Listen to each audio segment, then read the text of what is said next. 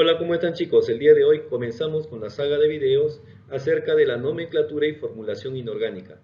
Es decir, el día de hoy aprenderemos cuáles son las reglas para nombrar y formular compuestos inorgánicos. Para hacer esto necesitamos conocer tres cosas, y la primera de estas es determinar el número de oxidación. Conozcamos entonces qué es el número de oxidación, que también es conocido como estado de oxidación. El estado de oxidación viene a ser la carga eléctrica aparente o real que presenta un átomo cuando forma un compuesto. ¿Por qué decimos aparente o real? Porque en el caso de los compuestos covalentes, los átomos no pierden ni ganan electrones, solo comparten electrones, por lo tanto no aparecen cationes y aniones que presentan cargas eléctricas. Por eso decimos que aquí la carga es aparente. Mientras que en los compuestos iónicos que sí aparecen el catión y anión con sus cargas eléctricas debido a que ganan o pierden electrones, entonces en los compuestos iónicos decimos que la carga eléctrica es real. El número de oxidación viene a ser un valor que está entre -4 y +7. Y todos los átomos presentan número de oxidación positivo, a excepción del flúor. Los átomos pueden presentar un único número de oxidación positivo, 2, 3 y hasta 4 números de oxidación positivos. Y aquí veamos algunos ejemplos. Mira, el litio presenta un solo número de oxidación que es el +1, mientras que el magnesio, que también presenta un número de oxidación, pero en este caso es el +2. Luego tenemos al hierro y el cobalto, que presentan dos números de oxidación, el +2 y el +3. Tenemos aquí en el siguiente casillero al azufre y selenio que presentan +2, +4 y +6 como números de oxidación, o sea, presentan tres números de oxidación. Y luego tenemos al cloro y al bromo que presentan cuatro números de oxidación, el +1, el +3, el +5 y el +7. Solo los no metales y semimetales poseen números de oxidación negativos según el grupo al cual pertenecen. Entonces veamos en qué grupos se encuentran los no metales y los semimetales. Ellos se encuentran desde el grupo 3A hasta el grupo 7A. Entonces vamos a colocar en el cuadro los elementos y los números de oxidación que presentan según el grupo, su número de oxidación negativo. En el caso del grupo 3A, el número de oxidación negativo para estos elementos es el -3. ¿Qué elementos no metales o semimetales se encuentran en el grupo 3A? Está únicamente el boro. En el caso del grupo 4A, el número de oxidación negativo es -4 y aquí encontramos al carbono, silicio, germanio. En el grupo 5A, el número de oxidación negativo es el -3 y aquí encontramos al nitrógeno, fósforo, arsénico y antimonio. Luego, en el grupo 6A, el número de oxidación es -2 y encontramos los elementos oxígeno, azufre, selenio y teluro. Mientras que en el grupo 7A el número de oxidación negativo será el -1 y aquí encontramos al flúor, cloro, bromo y yodo.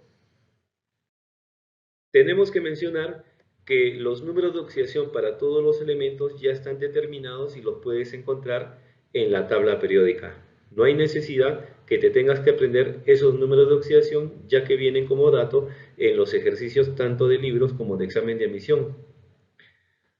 El problema principal que debes afrontar es saber cuál es el número de oxidación que está usando ese elemento para ese ejercicio, porque ya hemos mencionado que un elemento puede presentar más de un número de oxidación. Para poder determinar cuál es el número de oxidación que está usando, necesitamos las reglas para determinar el número de oxidación, el cual dice en primer lugar que el hidrógeno presenta dos números de oxidación, el +1 y el -1. Tendremos que escoger entre el +1 y -1 y lo haremos de acuerdo al elemento con el cual está unido el hidrógeno. Si el hidrógeno está unido a un no metal que incluye a los semimetales, su número de oxidación será +1 y el -1 lo utilizará cuando está unido a un metal. Mira los siguientes ejemplos. Vamos a determinar los números de oxidación del hidrógeno en cada caso.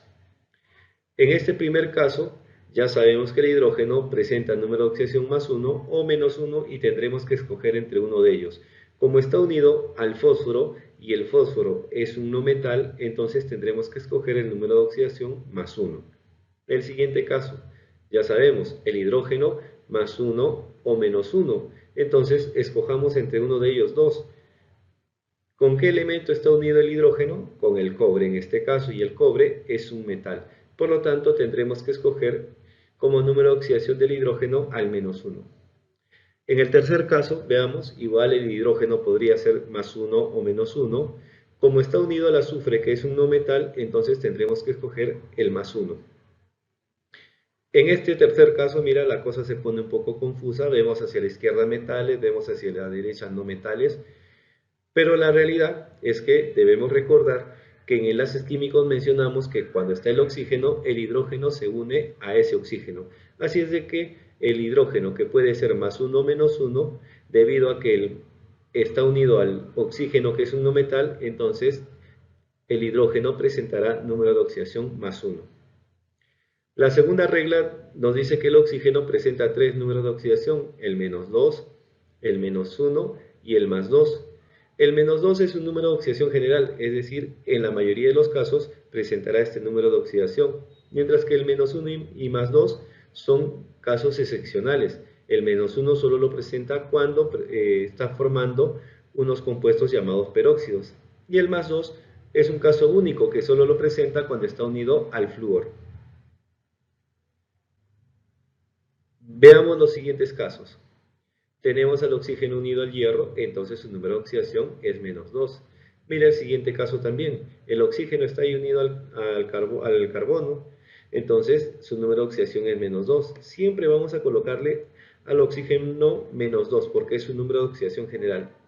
Mira este tercer caso. Aquí tenemos que tener cuidado para que te pongan este compuesto. Siempre dentro del texto del ejercicio te tendrán que señalar de que este compuesto es un peróxido o tendrán que mencionarte algo que te señale esto.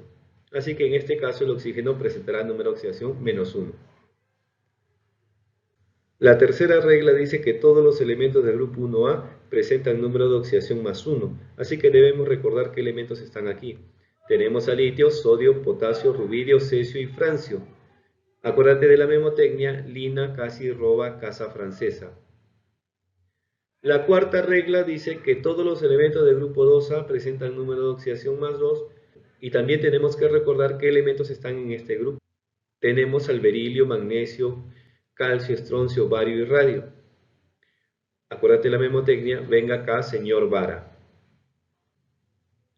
Ahora veamos estos ejemplos, mira.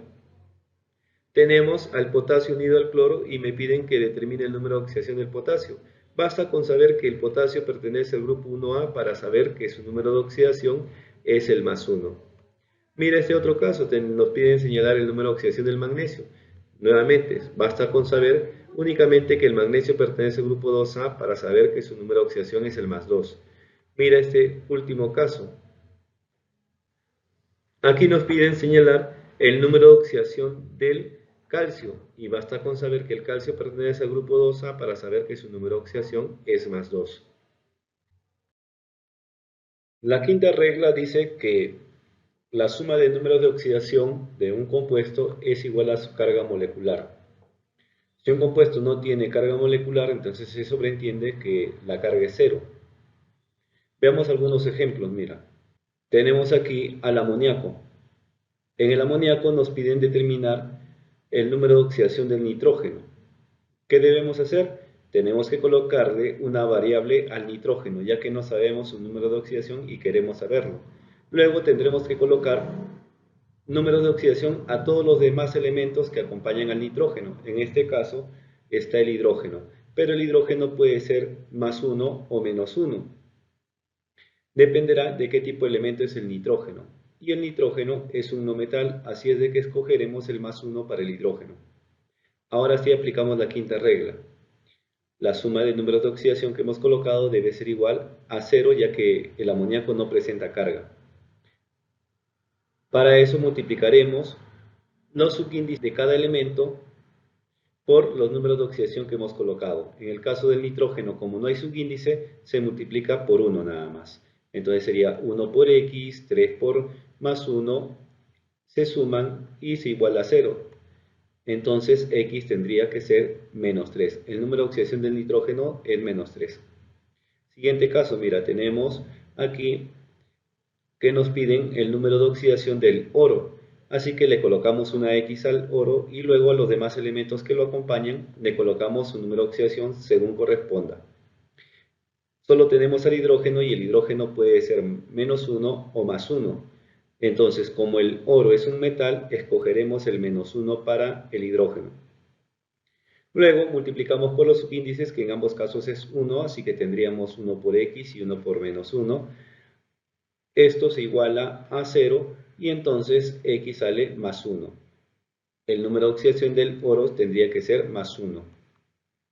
Siguiente caso, mira, colocamos en este caso al hierro, que es el que se tiene que determinar su número de oxidación, le colocamos X.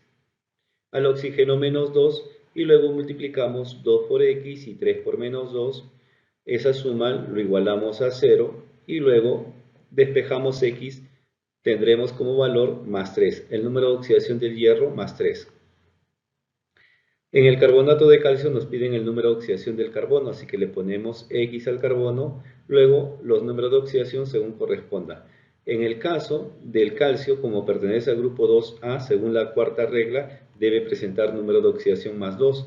Y en el caso del oxígeno, ya sabemos, es el -2. Luego multiplicamos 1 por +2, 1 por X y 3 por -2.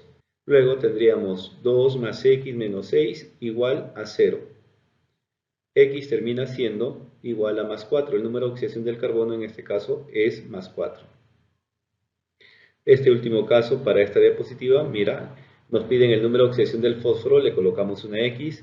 En el caso del sodio, como pertenece al grupo 1A, le colocamos +1. En el caso del hidrógeno, que debe estar unido al oxígeno, +1. Y en el caso del oxígeno, ya sabemos, -2. Multiplicamos 1 por X, 2 por +1, 1 por +1 y X por -2, lo sumamos y lo igualamos a 0. Despejando X tendríamos el valor de +3. El fósforo presentaría el número de oxidación +3. Otro caso más, chicos, miren. Tenemos un compuesto que presenta carga -2. Ya no tenemos que igualar a 0, sino que tendríamos que igualar a ese -2. Colocamos X al azufre, que es el elemento que nos pide en su número de oxidación, al oxígeno -2 como siempre. Luego multiplicamos 1 por X y 3 por -2. Lo igualamos esta vez a -2, no te olvides. Despejando X tendríamos que el número de oxidación del azufre es +4. Hay una regla más que nos dice que un elemento que está libre tiene número de oxidación 0. Por ejemplo, en el caso del oxígeno molecular, tenemos un elemento libre, no hay otro elemento que acompañe al oxígeno. Así es de que el número de oxidación del oxígeno tendría que ser, en este caso, 0. Tenemos también que conocer la existencia de algunos elementos conocidos como anfóteros. Estos elementos se llaman anfóteros porque pueden actuar como metal o como no metal, y para cada caso tienen un grupo de números de oxidación diferente. Conozcamos a estos elementos. Mira, está el bismuto, el vanadio, el manganeso y el cromo. Son los 4 elementos anfóteros. En el caso del bismuto, este presenta como metal número de oxidación +3 y como no metal número de oxidación +5. El vanadio como metal presenta número de oxidación +2 y +3 y como no metal número de oxidación +4 y +5. El manganeso número de oxidación +2 +3 como metal y como no metal +4 +6 y +7. En el caso del cromo, +2 +3 como metal y +3 +6 como no metal. Vemos que también en este cuadro está incluido el nitrógeno, pero hagamos la observación que el nitrógeno no es un anfótero porque él no actúa como metal o como no metal. Él actúa como no metal formando óxidos ácidos con números de oxidación +3 +5, pero también tiene la capacidad de formar óxidos neutros con número de oxidación +1 +2 +4. Cuando forma óxidos neutros, estos óxidos no pueden generar ácidos oxácidos. Entonces tenemos que tener cuidado con este caso del nitrógeno. No es un anfótero. Bien, chicos, ahora nos quedaría aprender las dos cosas que faltan. Tendríamos que conocer las funciones inorgánicas y luego tenemos que aprender a utilizar las nomenclaturas, ¿no? Los sistemas de nomenclatura clásico, UPAC y también el sistema STOCK. Bueno, chicos, nos vemos en el próximo video donde hablaremos acerca de las funciones inorgánicas. Nos vemos.